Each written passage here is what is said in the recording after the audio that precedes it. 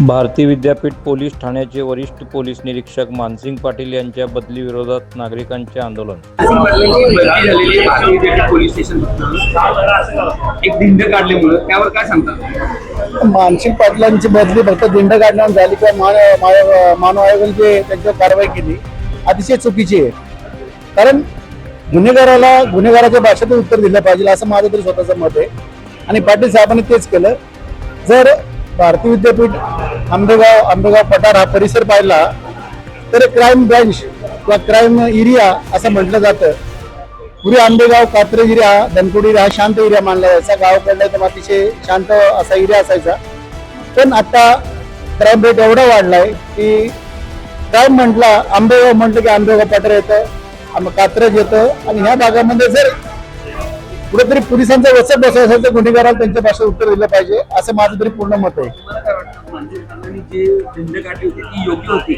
निश्चित योग्य होती। कारण का इथलं क्राईम रेट पाहिला गुन्हेगार आता गुन्ह्याबद्दल असं बोललं जातं की ते गुन्हेगार होते अल्पवयीन होते, छोटे होते, पण त्यांनी जे मुलाला मारलं होतं ती मुलगा पण छोटा होता आणि ज्या पद्धतीने मारलं होतं की एक पूर्ण गुन्हेगार ते कृत्य करू शकतो अशा पद्धतीने मारलं होतं। आज आवेदन देण्यासाठी इकडचे रहिवासी व्यावसायिक आज कुठलाही राजकीय पक्ष नाही पण सगळे व्यावसायिक स्थानिक लोक आले त्यावर काय सांगणार? काय होतं की ज्या वेळेस हा त्रास स्थानिकांना होतो, व्यावसायिकांना होतो, लहान लहान मुलांना होतो, मुलींना होतो, तर सगळे ज्या ज्या व्यक्तीला होतं ते स्थानिक सगळे एकत्र येणारच। आणि आज आपण पाहिलं की बरेचसे एकच दिवसामध्ये आजचा निवेदन सोहळा या ठिकाणी केला होता, निवेदन देण्याचं केलं होतं।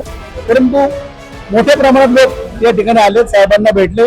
इथून पुढे आम्ही कमिशनर ऑफिसला जाणार आहोत, तिथे पण निवेदन देणार आहोत आणि मानव आयोगाचा मी स्वतः धिक्कार करतो। त्यांची भूमिका चांगली असेल पण ज्या पद्धतीचं कृत्य समोरच्या व्यक्तीकडून झालं त्याला तुम्ही त्याचं जे अनुकरण तुम्ही करता किंवा त्याला जे तुम्ही अनुष्ठान देता किंवा ज्या त्यांनी जे केलं ते बरोबर आहे असं त्यांचं म्हणणं आहे का? की समोरच्या गुन्हेगाराने केली गोष्ट बरोबर आहे आणि पोलिसांनी जे केले ते चुकीचं आहे असं पण त्यांचं मत आहे का? मानसिंग पाटलांची बदली झाल्यावर नवीन अधिकारी आले त्यामुळे परत गुन्हेगारी विश्वामध्ये कुठं वाढ होऊ शकते? निश्चित काय होतं की नवीन अधिकारी आल्यानंतर त्या एरियाची त्याला माहिती नसती, त्या एरियाची माहिती त्याला करून घ्यावी लागते, तिथे असणाऱ्या गुन्ह्यांची माहिती त्याला करून घ्यावी लागते आणि याच्यामध्ये वेळ जातो।